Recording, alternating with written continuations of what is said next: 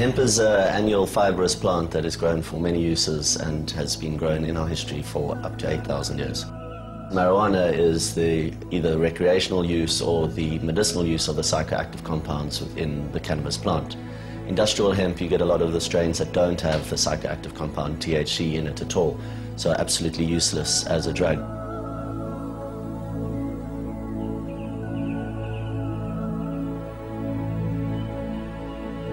The history of hemp has been traced back to China to 6,000 to 8,000 BC, and it is thought of to be the first plant cultivated by man for fiber uses. From there it can be traced in nearly every culture and every civilization, being used from everything for sails in all the ships that sailed the earth, all the ropes. The first Bible was printed on hemp paper. It was used in the building of the pyramids. Hemp moved across also through the sailing ships into the American colonies and was actually grown by George Washington and Thomas Jefferson. And people don't realize that the first drafts of the American Declaration of Independence were actually written on hemp paper. You could pay your taxes with hemp as well. Hemp is prized for its multitude of uses, and also Britain wouldn't have ruled the seas so much if they didn't have access to Russian hemp.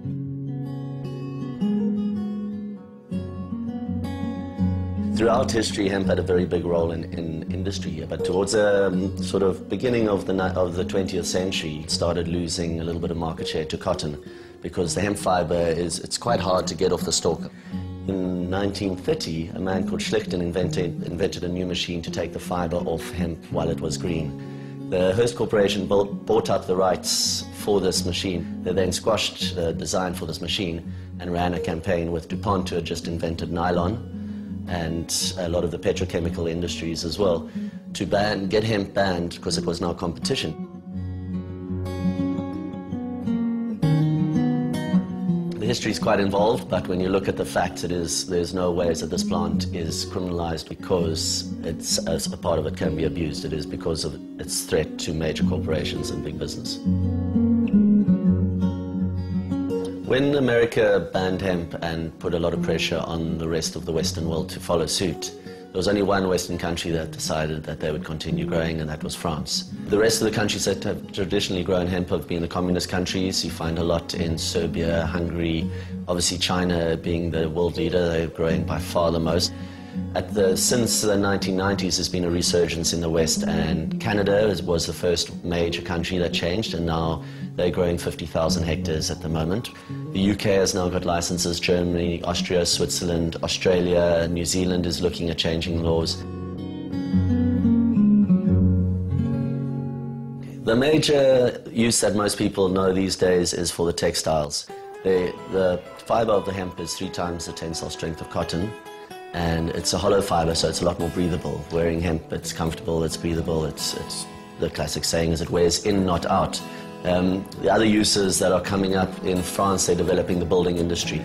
What they do is chip up the stalk and mix it with lime, and you actually get this, which is a hemp brick. The other product that's really big in building is the chipboard, which is lighter than wood, it's better insulating than wood, and obviously there are no trees going into it again, and it's on a sustainable basis. Big opportunity for Africa is the nutrition side of hemp. Hemp is the optimum ratio of omega fatty acids for our body, and the protein in it is globulin edestin.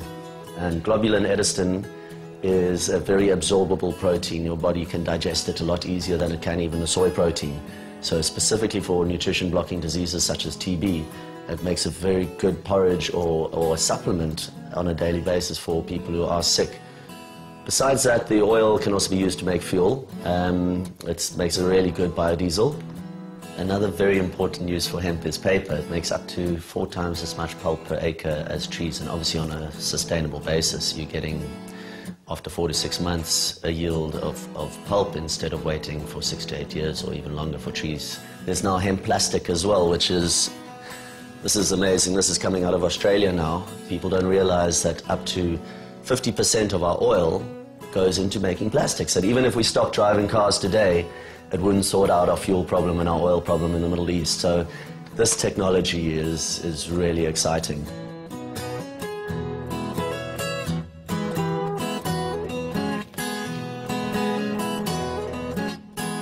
Environmentally, hemp is a very positive plant because it it grows very fast, so it absorbs a lot of carbon, which, as we all know, this is a big issue with global warming.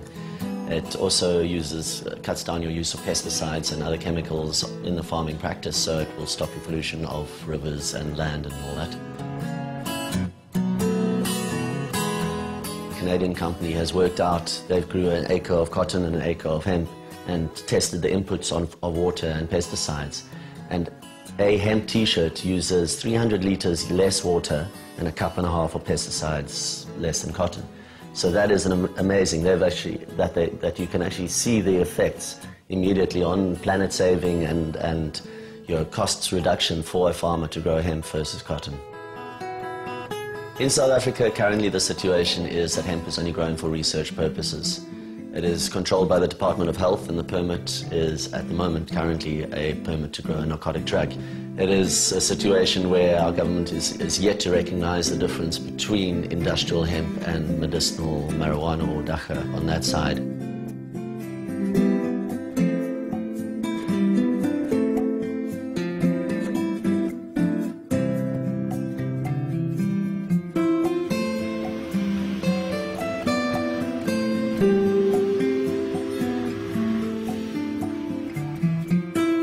We as Emporium see our role as very much as an educational tool at the moment. Our tagline is innovate, educate, cultivate. Innovate, we're trying to show as many different products as possible to show the versatility of the plant. The educate comes in through our exposure, through what we've created here in our space, where people walk in thinking hemp's about one thing only, and that is generally smoking. They walk in here and they learn that it's about so much more, that is something that's, doesn't even come into what we do here. This is about hemp as a building material, as a food, as a job creator, as a nice, comfortable item to wear. Obviously, the cultivate that comes in at the end is somewhere where we're aiming towards. We want to be hemp farmers, and we want to be creating jobs, we want to be building houses, and we want to be feeding people. That is our ultimate aim.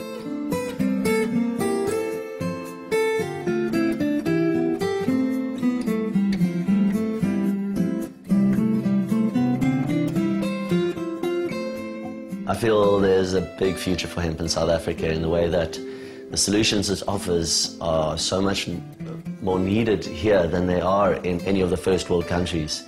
Here we need people to have jobs, we need people to be growing organically and looking after our soil, we need people to have houses that are built nicely. They aren't these cement brick house with a tin roof that are absolutely terrible to live in. And then nutrition for people to feed themselves properly and to actually feel full and to have a healthy lifestyle. So it can offer a lot on that side. So yes, the future is bright if we can just get it through the system and get it to a place where a farmer can actually grow hemp as an industrial crop.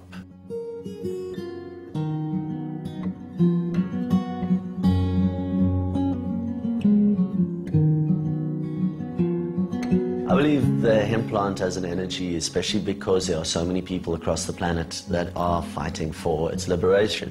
There are people who are really putting a lot of energy in educating and showing people the potential for this plant, and it is a plant that has been done an injustice. So wearing it has spirit as well, because you feel in your spirit that you're making a difference, not only in your showing to yourself or to your friends or educating people as to what you're wearing, but also in the environmental side, in the consciousness that you have saved pesticides, you have saved water as well. Usually you'll find people who are more spiritual will seek out a product such as hemp because they are now thinking, and consciousness is basically thinking and becoming aware, and very much aware of what you put on your body or what you put in your body and what you do to your immediate surroundings and the planet as a whole.